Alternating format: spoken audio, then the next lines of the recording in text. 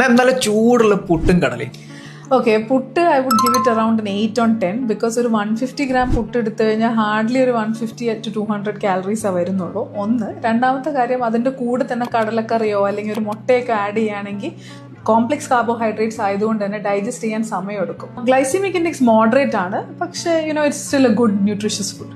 ഇഡലിയും ദോശയാണെങ്കിലും രണ്ട് കാറ്റഗറിയിൽ വരും, ഓൾദോ സെയിം മാവാണെങ്കിലും. സോ ഇഡലിക്ക് ഞാനൊരു 9 on 10 കൊടുക്കും because it is actually a complete meal. Fermented food ആയതുകൊണ്ട് പ്രോബയോട്ടിക്സ് ഉണ്ട്, ഗ്ലൈസിമിക് ഇൻഡെക്സ് വളരെ കുറവാണ്. ഓൾമോസ്റ്റ് അപ് ടു 3 ഇഡലിയൊക്കെ കഴിച്ചാലും ഏകദേശം 80 to 90 calories വരുന്നുള്ളൂ. So it's A good meal. Dosa എന്നാൽ അങ്ങനെയല്ല. ദോശ നമ്മളൊരു 1 മീഡിയം സൈസ് ദോശ കഴിക്കുമ്പോൾ തന്നെ അറൌണ്ട് 150 calories വരുന്നുണ്ട്.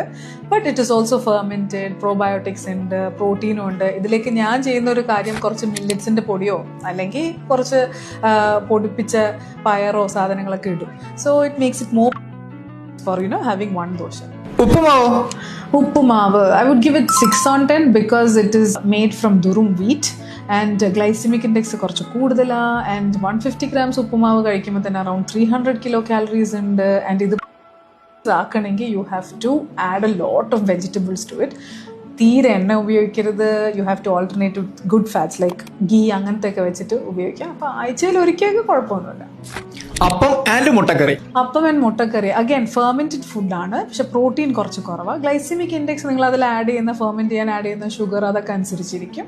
But it is a good option because it's good for the gut. And മുട്ടക്കറിയുടെ ഒക്കെ കൂടെ കഴിക്കുകയാണെങ്കിൽ ഒരു 7 on 10.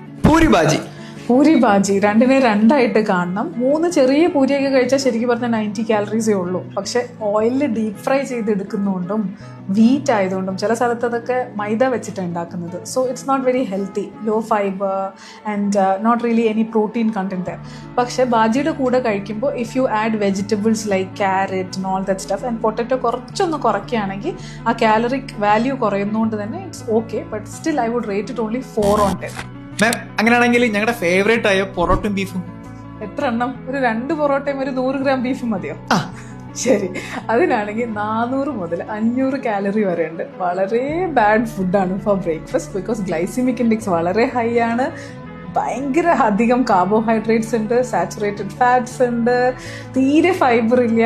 സോ ബേസിക്കലി നിങ്ങളുടെ രുചിക്ക് വേണമെങ്കിൽ കഴിക്കാം, പക്ഷെ I would give it 0 on 10 because it's not healthy at all. വേറെ സ്പെസിഫിക് അസുഖങ്ങളൊന്നും ഇല്ലെങ്കിൽ എല്ലാ ഫുഡും നിങ്ങൾക്ക് വല്ലപ്പോഴൊക്കെ ഒരു പൂതി മാറ്റാൻ വേണ്ടി കഴിക്കാം. പക്ഷെ ആരോഗ്യത്തിന് പണി കിട്ടാതെ കഴിവതും അത് ന്യൂട്രീഷ്യസ് ആയിട്ട് കഴിക്കാൻ നോക്കുക.